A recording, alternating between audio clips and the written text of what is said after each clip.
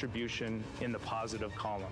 We hope that just for a moment that people will pause and say, wow, it's extraordinary when you look back upon the Earth with over 8 billion people, and you see this concrete example of what humanity can do, this extraordinary thing when we set big goals and CDR entity to achieve them.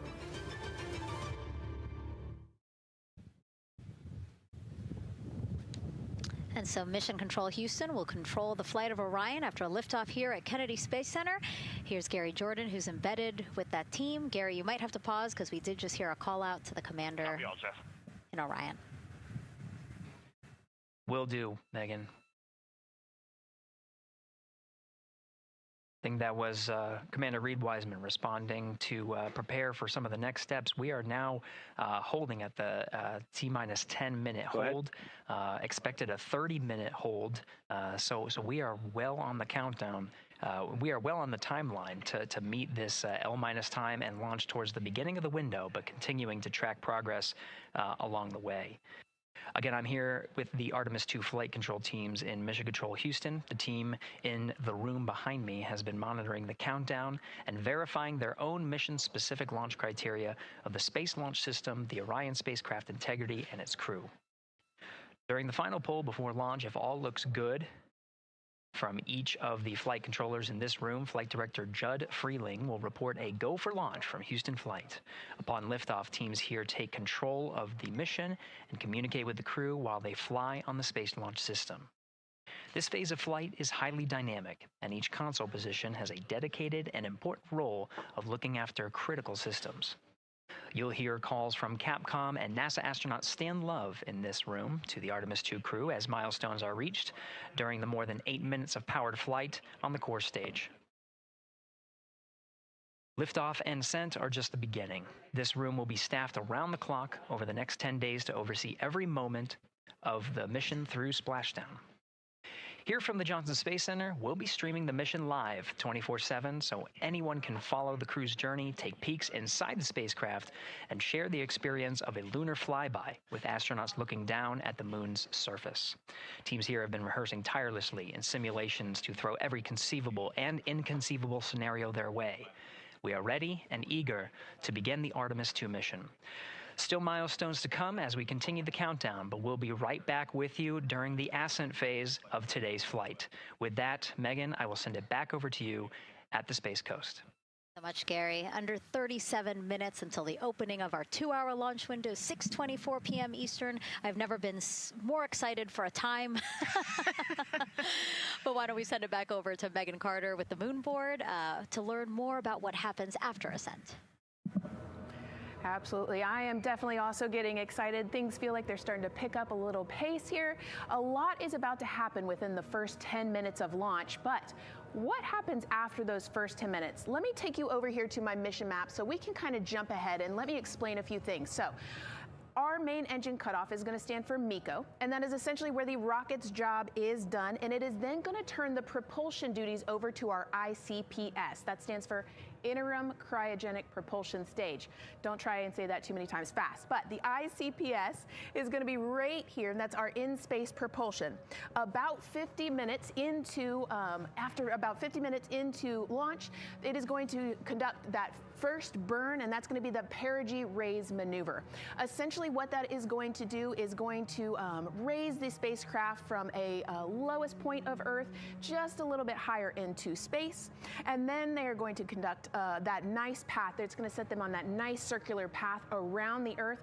That's when they're going to start to be able to really check out the spacecraft. The Orion spacecraft is going to be able to, like we've talked about, be maneuvered by the crew. They're going to check out those life support systems, and communication checkout's going to be vital at that point as well, obviously.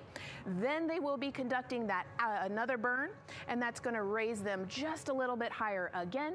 And then they will, it'll be about time for the ICPS to separate, and they will start another lap around the Earth as well. Now, the ICPS, but even after it separates, its job will not be done because they will have the opportunity to conduct something called the Proximity Operations Demonstration. And this is going to be really important for our future lunar missions because the ICPS actually has a target on it, and the crew is going to have the opportunity to manually maneuver these spacecraft like we've mentioned and practice those docking maneuvers. Now, obviously, they will not be docking for this mission, but that is, again, going to be critical for those lunar missions in the future. Now, all right, after that ICPS has separated and they've done that second lap, they're going to conduct 2 more burns. And what these burns are going to do is set them up to the high enough orbit and a fast enough speed in order to conduct the translunar injection. This is going to be that critical moment and that critical milestone where they are going to produce about 6,000 pounds of thrust. And this is that point that is going to take them out of low Earth orbit into deep space, and it's going to set them on that nice path towards that lunar flyby. And I know we have talked a little bit about why this could be a record-breaking flyby and journey to the moon. And with that, I'm going to turn it back over to Megan so she can tell us just why. Yeah, she's talking about the distance record set by the Apollo 13 astronauts in 1970. They were 248,655 miles away from Earth, and this Artemis II crew might surpass that on flight day 6 when they fly around the moon by more than 4,000 miles. Yeah, it's a long ways. It's tough to fathom 250,000 miles from Earth, right? I mean, space, the space station is only 250 miles, and so we're going, I don't want to do the public math, but we're going much further than that. But it's important, right? Because we want to get back to the moon. We want to see the surface. We want to see the far side of the moon. And the way we do that is by breaking distance records. Yeah, and the exact distance record depends on exactly when they launched, like the time, the day. So we'll learn more as we go into this 10-day mission with the Artemis II crew. But here we are, 32 minutes, 50 seconds and counting from the opening of our launch window. Feels really, really surreal here as more and more people come to gather on the press site lawn here at Kennedy Space Center. Why don't we take a look at this video that we have here? Some familiar faces who wanted to wish our Artemis II crew a safe journey. Reed, Victor, Christina, and Jeremy, you are the real deal. You're flying to the moon for all of us, and we are in awe. You're the true heroes. You are not just astronauts. You are pioneers, venturing deeper into the unknown. But you are not alone. We will be all cheering you on from planet Earth. Hey, I'm Victor Wembanyama, and I play basketball in the NBA. But I'm not only interested in shooting hoops. I'm also interested in shooting stars, dark matter, and all other types of astronomical phenomenon. And to the Artemis II astronauts who are shooting for the moon, I wish them good luck and Godspeed. Hi everybody, I'm Ryan Gosling, and I play a biologist who goes to space to save the planet in the film Project Hail Mary. But the Artemis II astronauts are going to space for real, and they will travel farther from Earth than any humans in history. Sending all our best wishes to the Artemis II crew. I just want to say how proud I am of each of you and how inspired you make me. But it's not just about me. Your mission is going to inspire future generations of scientists, engineers, athletes, and dreamers to do something that they never thought possible. Hey, it's Roy Wood Jr., and I want to wish the Artemis II crew a happy and safe journey to the moon, well, around the moon.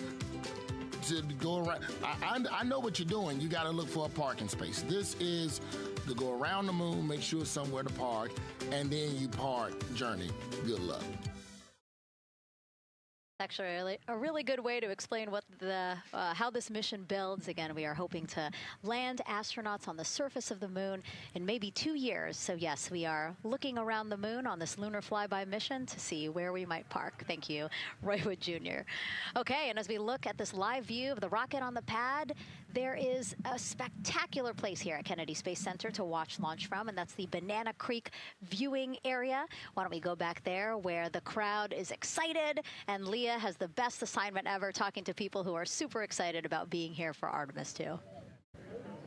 Oh my gosh, Megan, you talk about the excitement being palpable. I'm telling you, everybody here on Pins and Needles, as we get just about half an hour away from launch, I've been walking around talking to people, and I'm just struck again and again by how many people are here from across the agency. I want to introduce you to just a small portion of the people across NASA who have been supporting this mission. Patty Ortiz, NASA Armstrong Flight Research Center, Orion Program. Orion. Kathy Graves, Glenn Research Center, Office of STEM Engagement. David Alexander, NASA Glenn Research Center, Office of STEM Engagement. Jennifer Becerra, Johnson Space Center, the Office of STEM Engagement. Here we go, right back here. Where are you from? I'm from NASA Glenn Research Center, Joseph Panakitis. Joseph, here we go. Wes Furman from APL. Maria Arredondo from Headquarters, Next Gen STEM. Mark Robinson, Stennis Space Center, Commercial Space. Amira Flores, Armstrong, Office of the STEM Engagement. Molly Kearns, NASA Glenn, Space Communications and Navigation. Matthew Pierce, Goddard Institute for Space Studies in New York City. Here we go, and right over here. Lauren Ring, Ames Research Center, Data Integration. So we're coming together. We're one big NASA team, one big NASA family, and we have one major message before we launch tonight. Okay, guys, what are we going to say? 1, 2, 3. Go Army!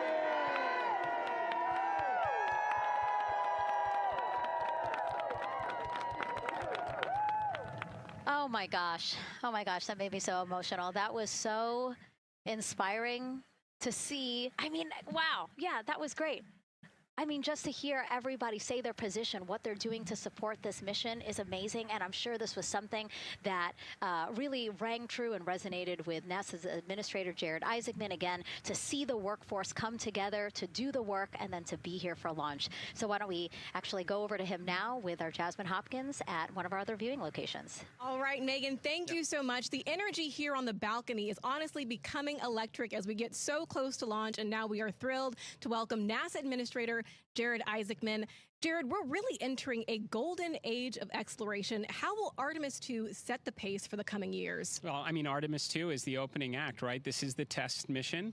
This is getting very comfortable with the SLS rocket, the Orion spacecraft. No humans have ever flown on this before, right? And we're going to put it through its paces. We'll go into Earth orbit for a little bit, make sure Orion's doing okay, and then we are sending them, right? We're going to send them farther into space than any humans might have gone before, 250,000 miles away, and it's going to set up for the subsequent missions. That's why we're going into the golden age of science and discovery right now, because you're going to see a moon rocket launch in 2027 when we do our testing with the lander. We're going to go for the landing on Artemis IV in 2028. And in parallel, we're going to build the moon base, right? And that is going to be filled with science discovery and tech demonstrations that's going to support the enduring presence we're trying to create on the surface. Absolutely. So honestly, history-making years ahead of us, you know, with Artemis 3 and 4. But first is Artemis 2. What will be our single greatest takeaway from this mission?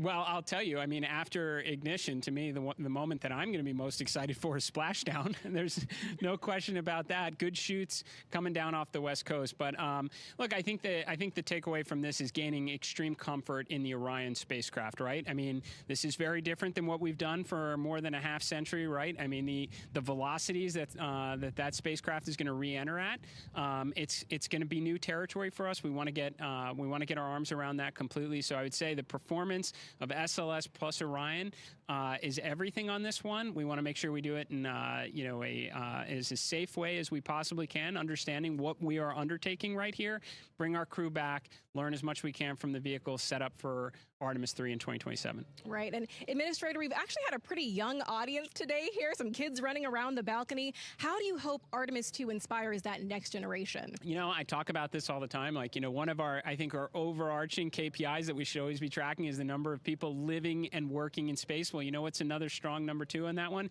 It's the number of kids that are dressing up as astronauts for Halloween, so that they grow up, that they're inspired to want to join in this grand endeavor, whether they come work with us here at NASA or they join in industry, but they're helping humankind venture out farther, pursue all the secrets of the universe. Yeah, I think we'll see a lot of kids dressed as astronauts this year. And finally, Jared, you've really made it a personal mission to get to know the people behind the work at NASA. Do you have any final thoughts, any final words before today's history-making launch? launch. Yeah, well, one, I want to express a lot of appreciation. I'll tell you what, the 4 astronauts on top of Artemis II know this. It takes an army to pull a mission together like this, right? Across all 10 of our centers, all of our commercial partners, the international partners that come together to make this possible. My sincere appreciation for everyone who is currently working the mission right now, so getting them ready for launch, that will be watching over them in mission control, recovering this crew when they splash down off the West Coast. I have complete trust and confidence in your abilities. And everybody else who's not directly working on Artemis II, Artemis III is coming up next year. When this mobile launcher gets back in the VAB, we're going to start stacking. Wow, plenty of excitement ahead of us. Jared Isaacman, thank you so much for being here. Thank you. Thanks for being here. Of course. All right. And with that, let's get back to the countdown with NASA's Megan Cruz. Under 25 minutes and counting from the opening of our 2-hour launch window. And take a look at all these people behind us. I literally, every moment I turn around and I see the clock, I am like, oh, wow. Oh, wow. There are more people and less time. Yes, exactly, which is a great problem to have. Yes. Now, this first crewed test flight of NASA's Artemis program coincides with the 250th anniversary of our country's founders signing the Declaration of Independence. Exploration is a part of America's DNA, and it continues now with our return to the moon. 250 years ago, 13 colonies laid the foundation for the greatest and most enduring democracy in the history of the world. One driven by courage, faith, and freedom. From that moment, we became a nation defined not by where we stood, but by how far we were willing to go. We conquered vast frontiers, invented tools that shaped a modern world. We found light in the dark, and we rose from the earth. Faster, higher, farther. We pushed beyond the sky and into the unknown. We carried our courage into the cosmos, and we planted the American flag on the moon, the defining achievement of American superiority in space. Today, our curiosity stretches farther than ever. American robots search ancient rivers on Mars. New telescopes unfold to glimpse the first stars. And a new generation prepares to return to the moon, this time to stay. For 250 years, America has carried the light of humanity forward. But American exceptionalism isn't inherited, it's earned. Our greatness comes not only from what we've done, but what we're still determined to discover. Because in every era, across every horizon, America is at its best when it's reaching for something greater. America celebrates 250 years, and we are leading the world into the future. 22 minutes, 15 seconds and counting from Artemis II, NASA's boldest test flight in a generation. The crew has said this often, that they hope it inspires children around the world. And recently, a group of kids here at Kennedy Space Center got a surprise of a lifetime while watching that rocket roll to the launch pad.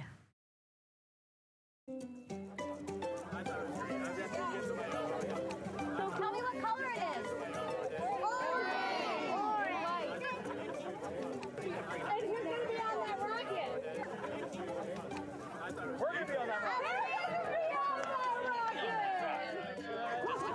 Make it a little bit longer.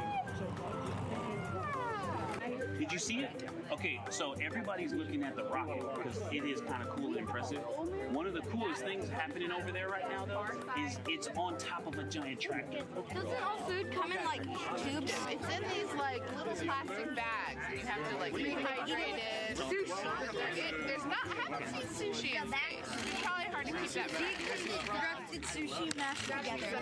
My favorite part was this one little girl, she had a question. She had patiently held her hand for a long time, and Christina turns to her and says, okay, what's your question? She just goes, I forgot. It was like, that's a perfect little kid moment. I just love. Wait, are you my mother's cartoon astronauts? What? Say that again? Never mind. It's a little hard to say. Go Artemis! These two? Yeah. Put it on. Yeah. There you go. I like your dabbing astronaut back there.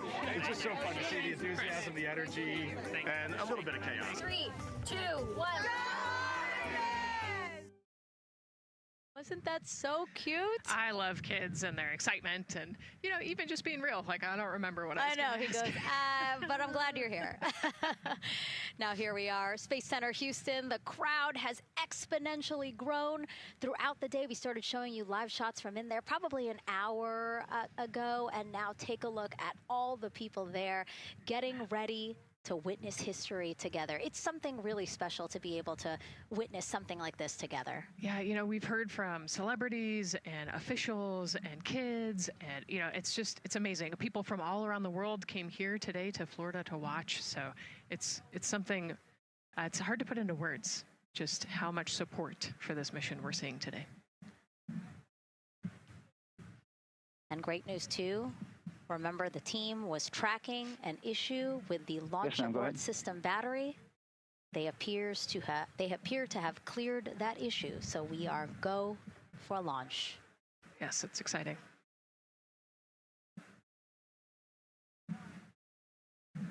U.S. Space and Rocket Center here, Huntsville, Alabama, waving to the Artemis II crew sitting right there inside Orion.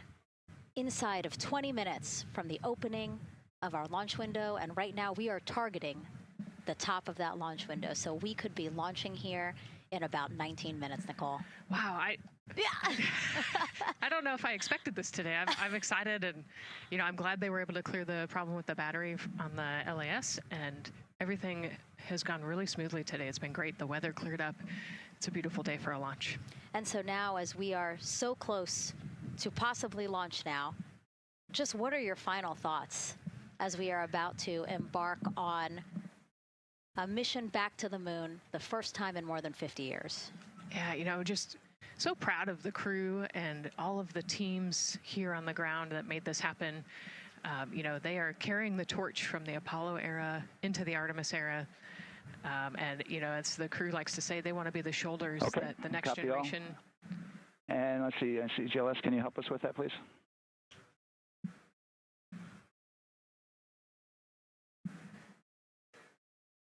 They want to be the crew wants to be the shoulders that the next generation can climb on. 001. You know, I think it's in their patch. We're going for all. It's in the name of their capsule, integrity, representing humility and the professionalism of everyone that got them there today. So proud of them. We love them. We're excited for them, and we cannot wait to see what they see.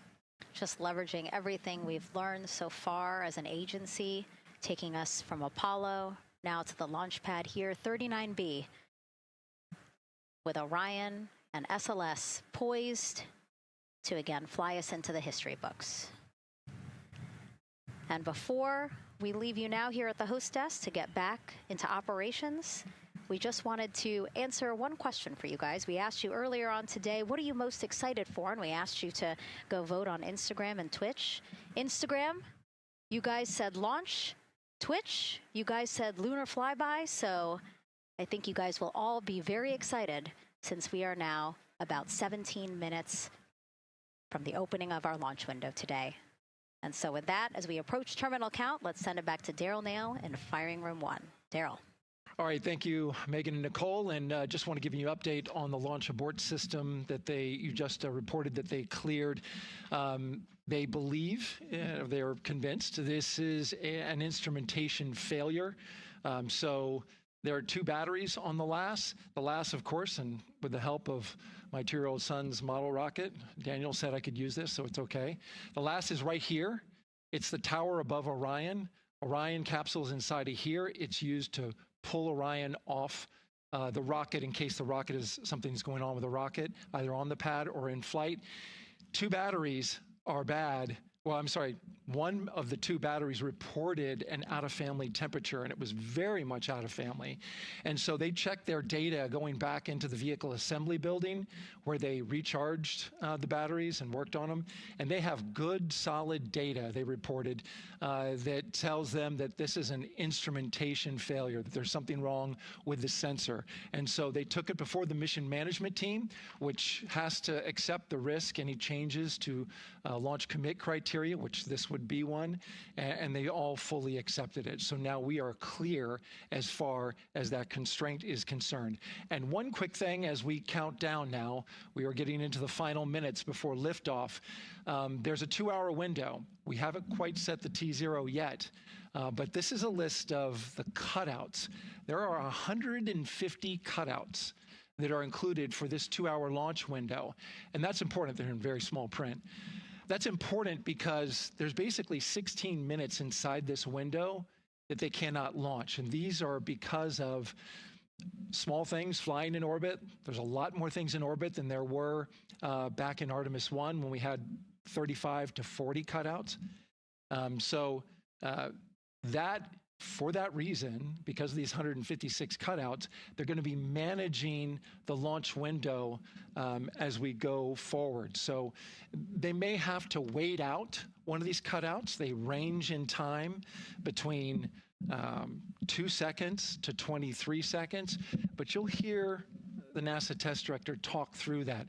We're getting ready to merge that loop from NASA test director Jeff Spaulding.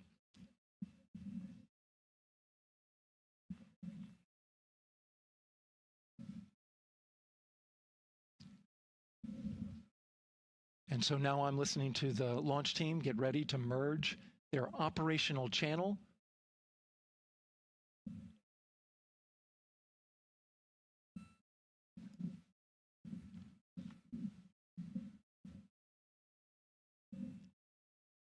We're now entering one of the most consequential phases of launch day, and that's terminal count, the final 10 minutes. And OTC, NTD on 212 for comm check? Good, comm. Tell me. I hear the same. STC? GTC? GTC is on 212. All right, copy that. NASA Test Director Jeff Spaulding confirming communications with his team.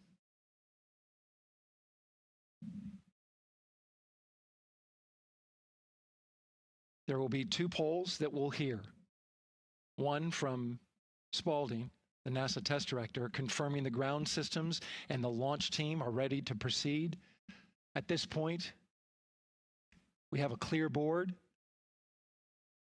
no constraints, but we need confirmation from each individual on the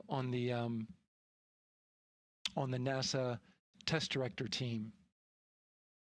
So we'll hear him poll his team. The other poll that we're waiting for is the poll from Launch Director Charlie Blackwell Thompson, who will take that final status from NASA management before giving the go to come out of a hold. And you're seeing the clock count down at L minus 12 minutes. CCL, OTC, Orion, RS1. CCL. Yes, sir. Reconfigure ARS primary loop ISO valves. Copy, that's in work. And CDR, OTC, Orion, RS1. Go. ARS loop ISO valves are being closed at this time. Integrity copies. NGDLP. Go. Yes, I had a discussion with sea ice and with MER manager regarding the observation the sea ice had a few minutes ago. They were able to confirm with BCI photos that the condition that they observed has been there since 2025. MER manager has had a chance to review the findings, and they do not have any constraints from either a sea ice or MER manager perspective. Okay. Copy all. And Launch Director, NTD, you copy?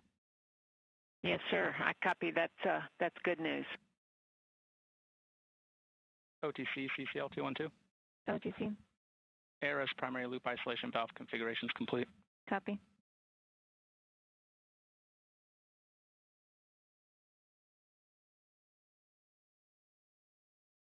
And CGLS NTD, cancel pending, please. GLS copies, and that's complete. All right, and for all personnel, we got a little bit more work to do before we pick up the clock, and we're about a little over a minute from getting to T-minus 10 minutes, but we've canceled the resume time there, and then we'll pick it up after we get through all of our work and anything else that we need to do to get through the remainder of count. So we'll continue working that to get to our T0 today. So when we get to about 50 seconds from now, we'll extend that hold. CVSE OTC. CVSE. 400, 290, looking to verify that we are configured for ascent. Yep, give me about 2 more minutes. I'm going to start CMA2 streaming. Copy. NTD COSE hold requested. Copy that.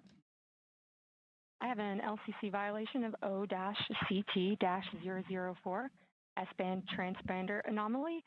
This was a transient LCC violation, so transponder 1 had a demodulated SNR estimate that went down to 2 dBm when it should have been between 10 and 13. It is now back up to 12, but we did lose that for just a moment. It does not appear that we lost our bit sync or carrier lock, which would be indicative that we lost our lock with the vehicle. So at this point, recommendation would still be go. However, we do have a pre-planned contingency procedure if we want to look at that. But again, this was transient, so we're back in a nominal range. All right, let's see, LPE NTD. Yeah, we're not seeing that hit. So I guess the question for COSE, was that less than 3 samples? Is that below our persistence? Stand by, let me look. It did look like it did persist for several seconds on mine, but let me take a look at the number of samples. Could I get a repeat on the affected LCC, please?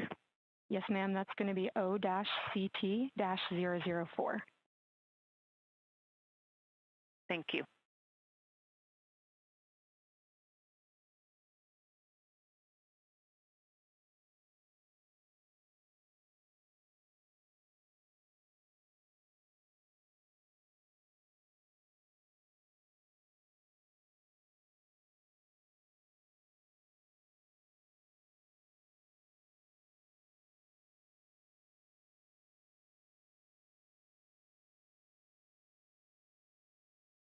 Yeah, us taking a look at the data right here, looks like that was a single sample. Yeah, copy that. RFTS does report that they also lost lock for about 5 seconds. So I would love to ask KUS and see if they also lost lock with the vehicle for any extended amount of period.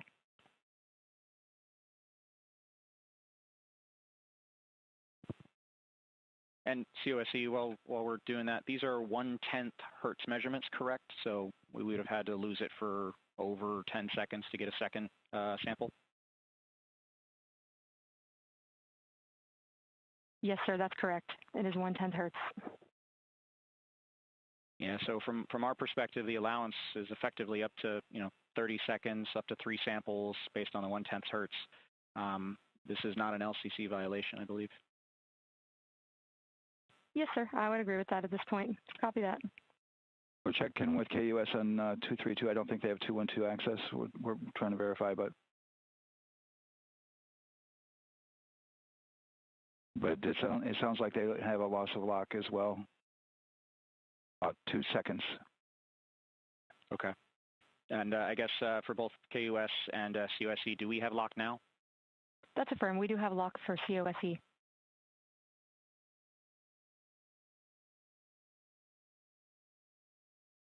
Yeah, so from the integration console perspective, we did have a temporary loss there within the allowable, and per the requirement, let's go. And this is Houston Flight. We have lock and we have good telemetry here in GSE. And KUS has reported too, they have good lock now. So with all of that, OSC, then are we in a go configuration per your LCC?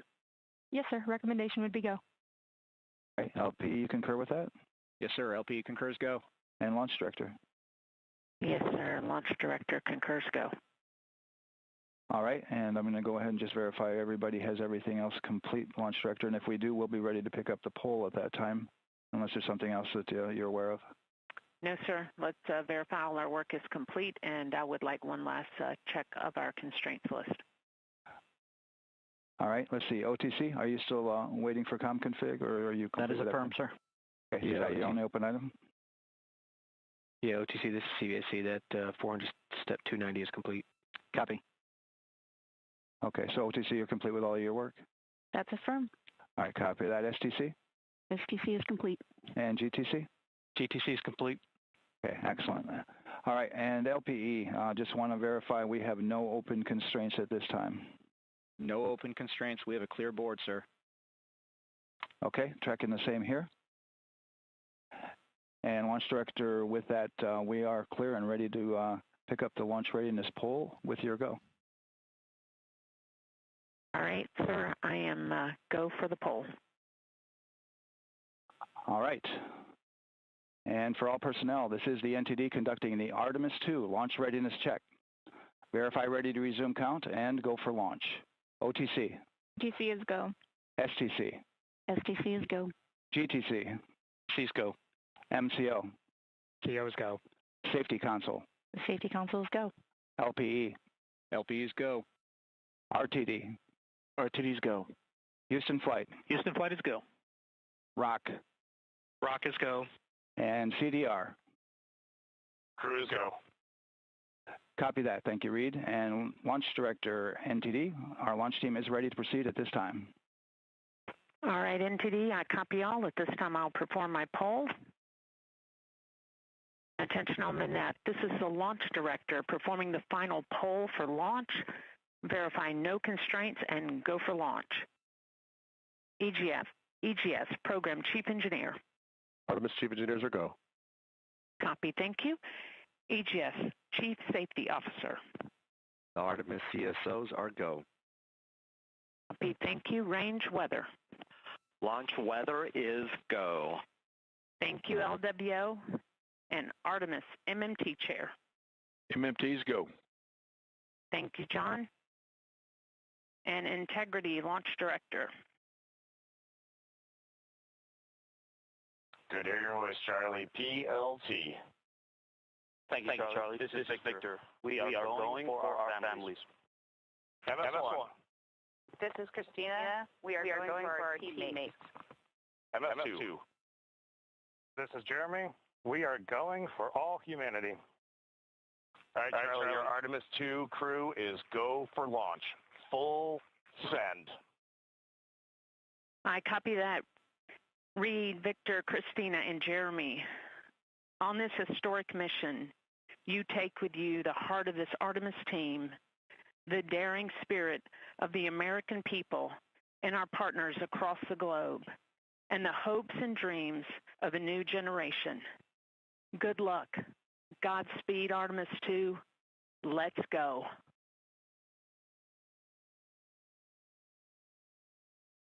And NTD Launch Director. Go ahead, Launch Director. Yes, sir. You have a go to proceed with countdown. Copy that. I'll put it in work. CDR, NTD. Go. Your risers and initiate short purge per your EPROC 10.1.1, steps 8 and 9. 10.1.1, 8 and 9 going to work.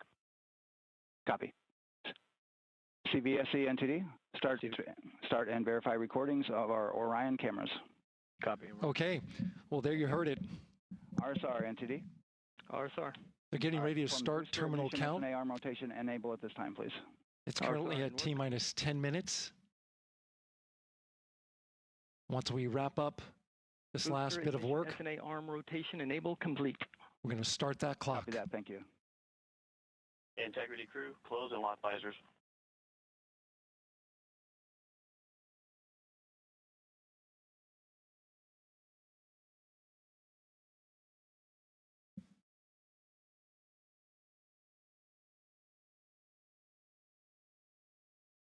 You heard an issue, worked in real time with telemetry lock on the Orion.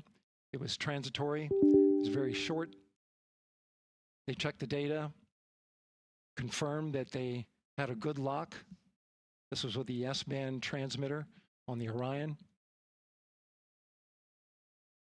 Worked through that issue, looked at the data, and cleared it.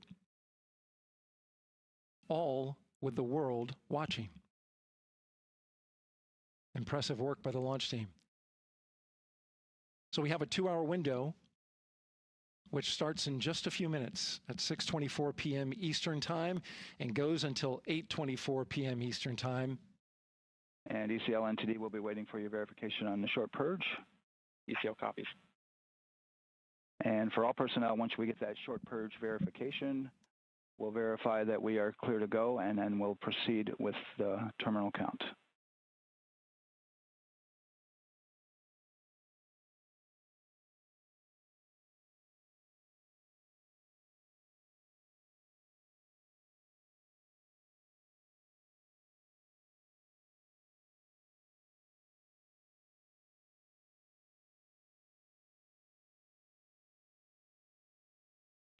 ECL time estimate?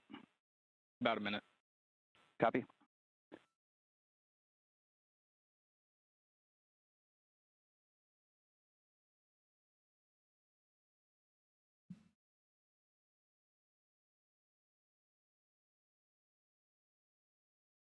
So we're going into the launch window, but not by much, it looks like. Just wrapping up some final work. And once that's completed, you'll hear NASA Test Director Jeff Spaulding ask for the ground launch sequencer operator to go ahead and start the clock. The ground launch sequencer is an application software. It runs on top of the launch control system in the firing room, acts like a conductor of an orchestra, executing hundreds of commands in precise order and timing. It's all autonomous. NTD CCL 212, short purge initiation is verified. All right, copy that, and we're verifying our constraints.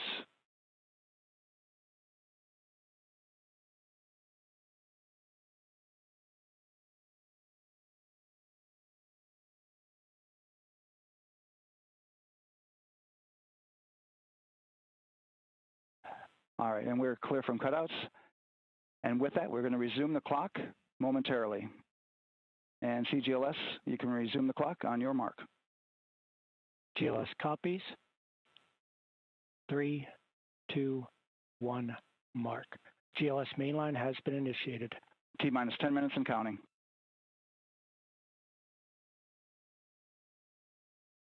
And that begins terminal count. Our new T0 is 6:35 p.m. Eastern Time. 6:35 p.m. Eastern Time. We are now counting down to liftoff of Artemis II.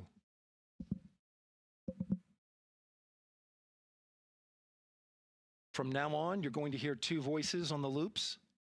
If everything goes nominally, NASA Test Director Jeff Spaulding, who's directly managing the launch team, and Alex Bendelos, the GLS operator who closely monitors the software. He has the ability to stop and restart the countdown.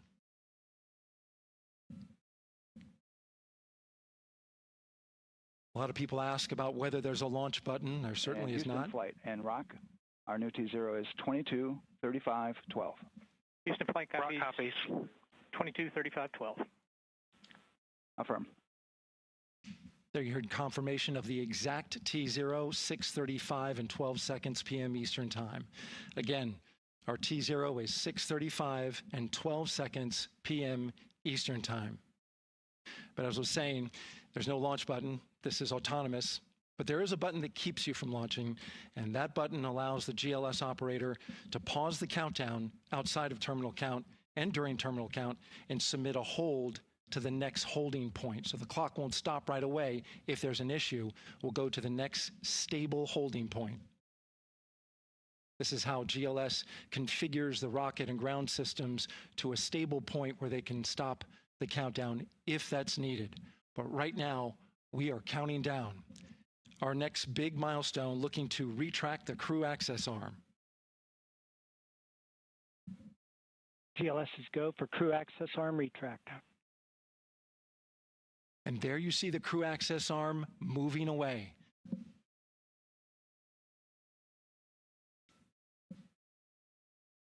That's the path that the astronauts took to ingress into the rocket.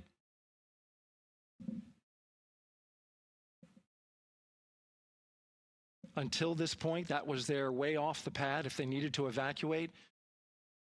But now with that arm retracting, the backup transitions to a launch abort system. And they'll begin arming that shortly.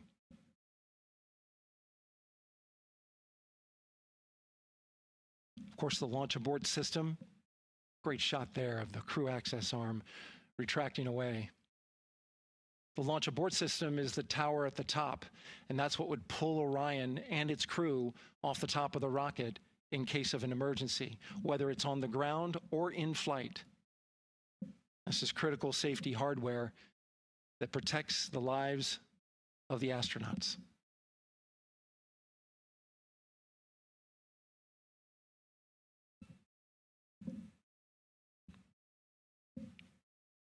Starting at T-minus 6 minutes, the GLS will start bringing that and other high-energy systems online, starting with core stage pressurization.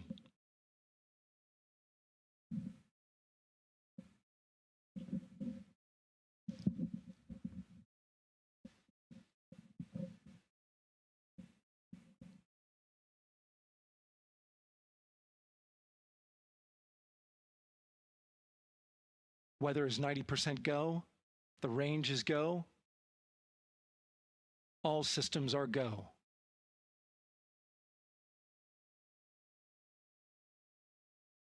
GLS is go for core stage tank pressurization. That means the replenish valve for the liquid hydrogen tank has now closed, and that tank is beginning to pressurize to flight levels because that hydrogen is naturally boiling inside the tank. We'll get the liquid oxygen tank a little later in the count. Now the team is waiting for verification that, if needed, the Artemis II crew could use the launch abort system to pull Orion safely off the top of the rocket in an emergency. Let's listen in for that call. GLS verifies last capability available. And CDR, do you copy? CDR copies, last available. That's great news, and you heard the NTD verify that with the commander of the mission. GLS is go for FTS arm. Now work is being done to arm the flight termination system. This is so the range safety can send a flight termination command if the rocket flies too far off track. There's a brief built-in delay, so the launch abort system has time to pull the astronauts to safety go for first. LH2 high flow bleed check. All right, the high flow bleed check. That's so the cryo team gets verification that the RS-25 engines, all 4 of them, are in the proper temperature range for launch.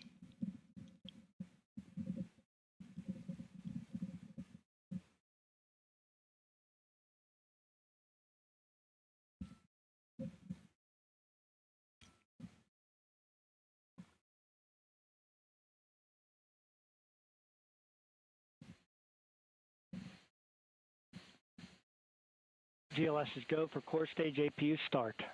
Core stage APUs start. Those are auxiliary power units, high-speed turbines which provide pressure to hydraulic pumps that steer the RS-25 engines.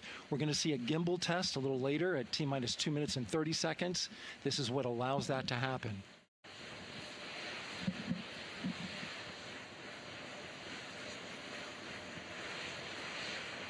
Coming up in about 20 seconds, we're listening for go for purge sequence 4. That's a helium purge of the 4 core stage engines downstream of the propellant valve. This gets all the air and moisture out of there.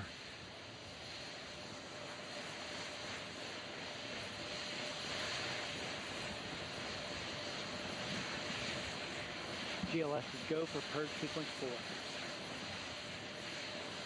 4. Moving through the milestones. All is looking good.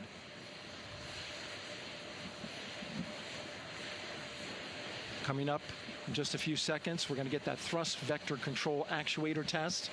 This is a gimbaling of the engines.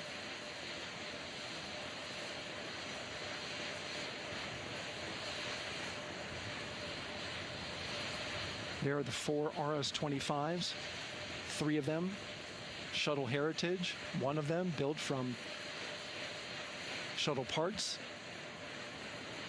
And there you see them moving.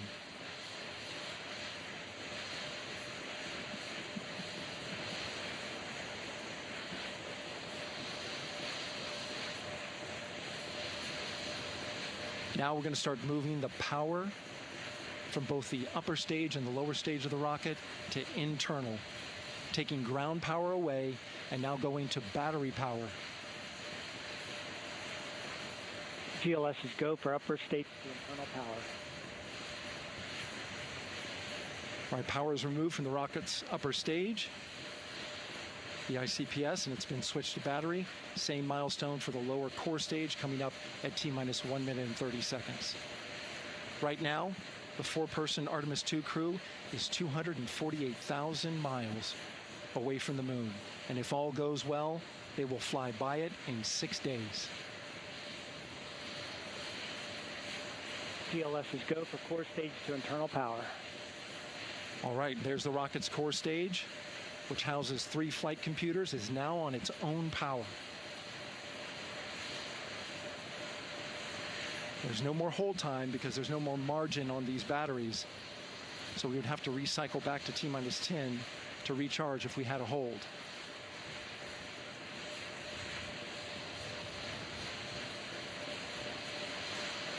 One minute.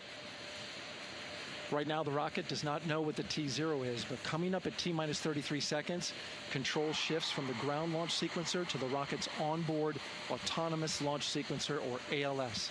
The rocket will count itself down, but honor any holds that could come from the ground. Now, shortly after liftoff, Houston will take control of the rocket, and my colleague Gary Jordan will take over commentary. GLS is go for ALS. Great call out. The rocket is on its own. 4 brave explorers ready to ride the most powerful rocket NASA has ever launched. Sound suppression water is flowing. 15.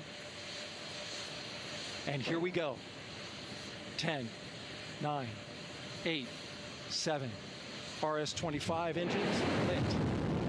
4, 3, 2, 1. Booster ignition. And liftoff. The crew of Artemis II now bound for the moon. Humanity's next great voyage begins. Good roll pitch. Roger, roll pitch. Houston now controlling the flight of Integrity on the Artemis II mission around the moon. Integrity, AMT high. AMT high. On time, passing 30 seconds into the flights. Integrity passes the alternate MECO. Target milestone. Mission Control Houston seeing good performance on the 4 main engines. Space Launch System core stage. Integrity, 3 miles in altitude. Traveling more than 1,200 miles per hour.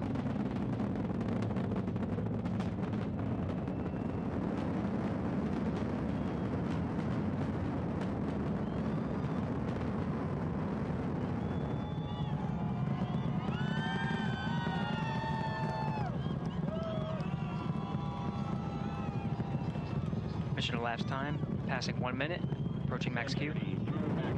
On, Ponce de Leon. Stan, we have you loud and clear on Ponce de Leon. Have you the same. Communication signal transfer confirmed as Integrity and its crew go supersonic. Approaching 90 seconds into the Artemis II mission. Integrity is 14 miles in altitude, 8 miles downrange, traveling more than 2,600 miles per hour.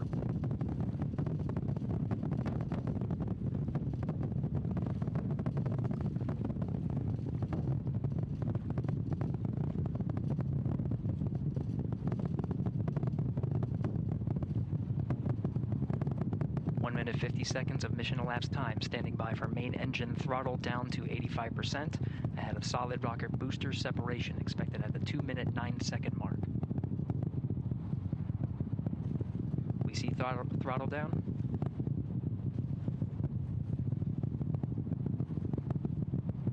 Confirmed separation. Main engines throttling up, guidance converged.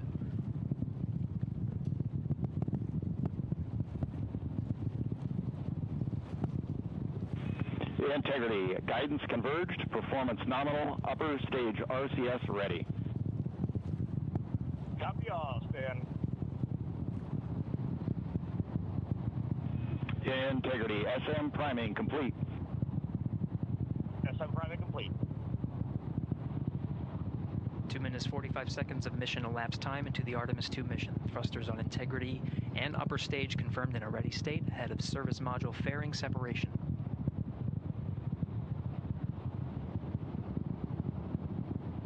3 minutes into the flight. Integrity, 49 miles in altitude, 78 miles downrange, now passing 5,000 miles per hour.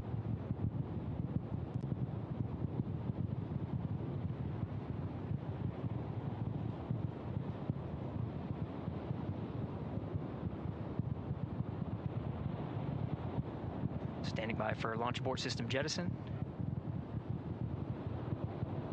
Houston integrity, good last jettison, great view. Copy jettison, Team Eco 8+02. We see the same on board, Stan. And Houston has you loud and clear on Tidris at the Carmen line. Outstanding, Stan, we have you the same. 3 minutes 50 seconds into the flight of Artemis II, Wiseman, Glover, Cook, and Hansen cross the boundary to space with good comm checks. GPS signals acquired after last jettison now working on internal checks to verify accuracy. Flight Dynamics Officer analyzed the time of main engine cutoff, confirmed at 8 minutes 2 seconds, time of MECO.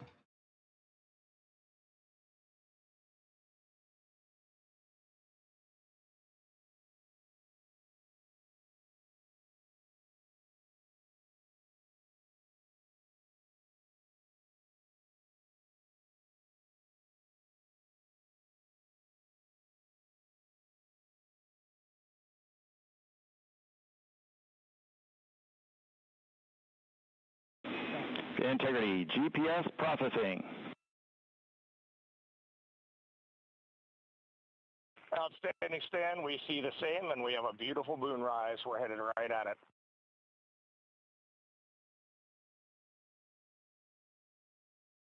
Approaching 5 minutes into the flight, Commander Reed Wiseman confirms he has visuals of his destination. GPS guidance, navigation, and control software finishes internal checks and sends to navigation channels. Integrity, 3 engine press. 3 engine press. On time, now passing 5 minutes 20 seconds of mission elapsed time into the Artemis II mission. At this point, 3 good main engines are all that's needed to carry Integrity to a nominal main engine cutoff target. Though at this time, we're seeing 4 good engines here in Mission Control Houston. Integrity, 75 miles in altitude, 330 miles downrange, approaching 10,000 miles per hour.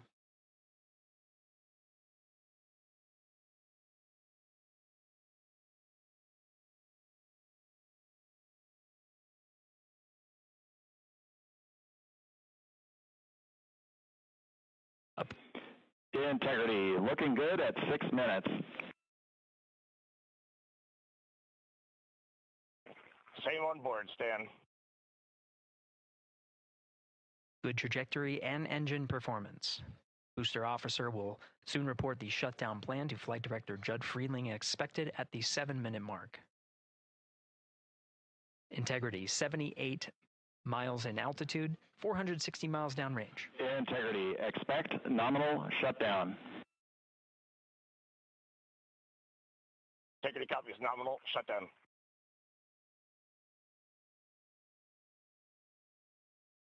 Six minutes 40 seconds of mission elapsed time. Shutdown plan is as expected. Again, the time of MECO was confirmed at 8 minutes 2 seconds into the flight.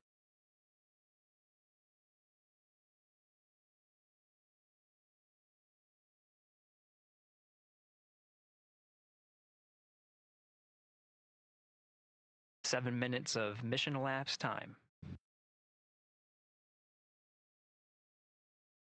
Throttling down as we approach the abort once around option. Milestone at the 7-minute 30-second mark. Now 84 miles in altitude, 650 miles downrange, traveling more than 15,000 miles per hour. Integrity, AOA open. AOA open. The window is now open for an abort once around option that would target splashdown in the Pacific Ocean. Still following nominal ascent at this time.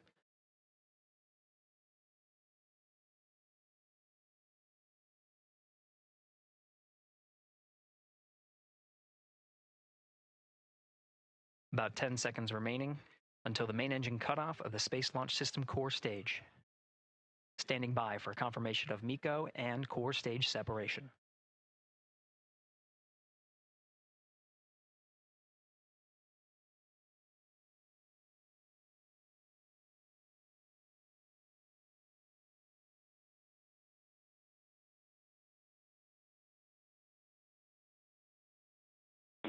Integrity and nominal MECO, core stage separated.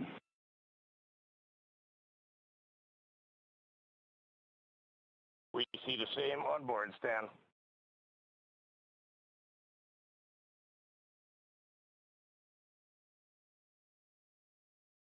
Eight minutes, 40 seconds into the flight, we have a nominal main engine cutoff heading in the right trajectory on the way to swing around the moon.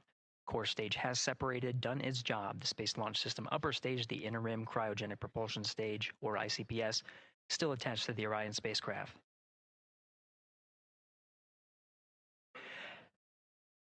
Nine minutes of mission elapsed time. Integrity crew of Reed Wiseman, Victor Glover, Christina Cook, and Jeremy Hansen now in orbit around the Earth at the beginning of their journey to the moon.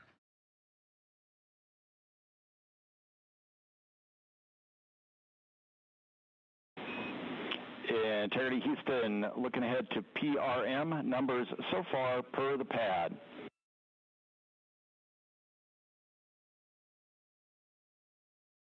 Copy that, Stan. Numbers for the pad.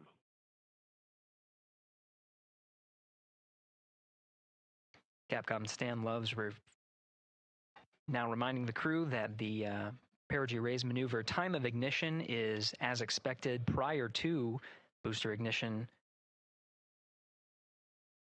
That time being 49 minutes, 50 seconds of mission elapsed time.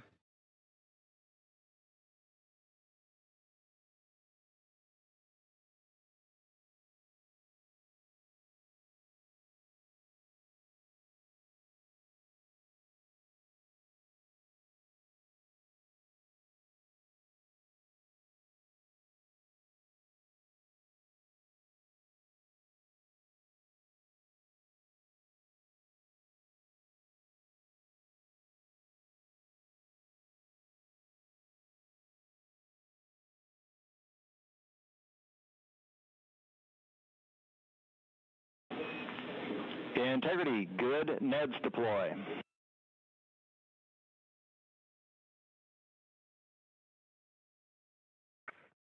Copy that, Stan. Good, Neds.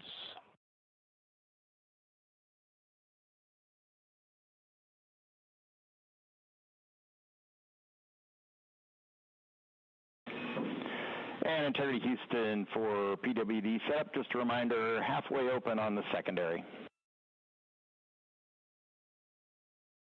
We copy that, Stan. Halfway open.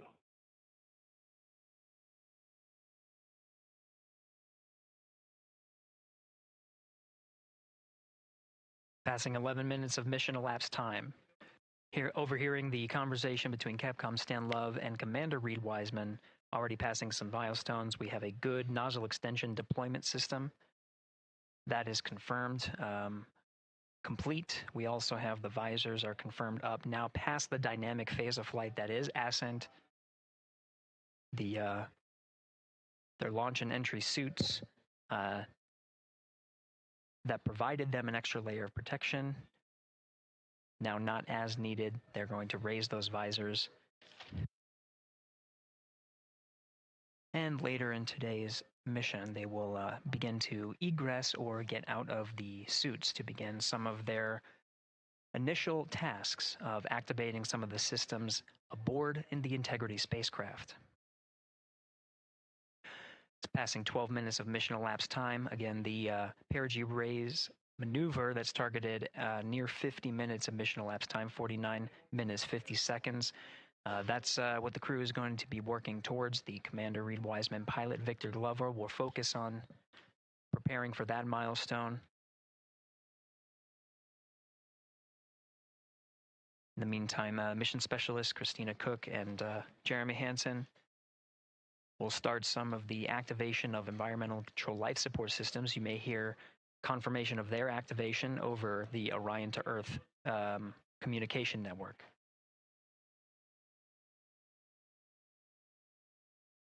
Houston, C3 aux power back in auto. Copy C3 aux, and we're 2 minutes to maneuver.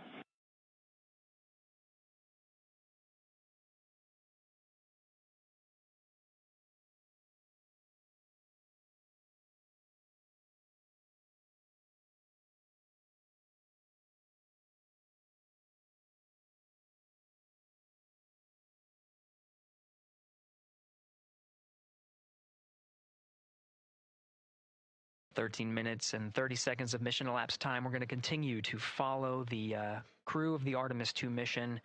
They are beginning their journey around the moon to verify the systems that will take us to its surface. An incredible ascent.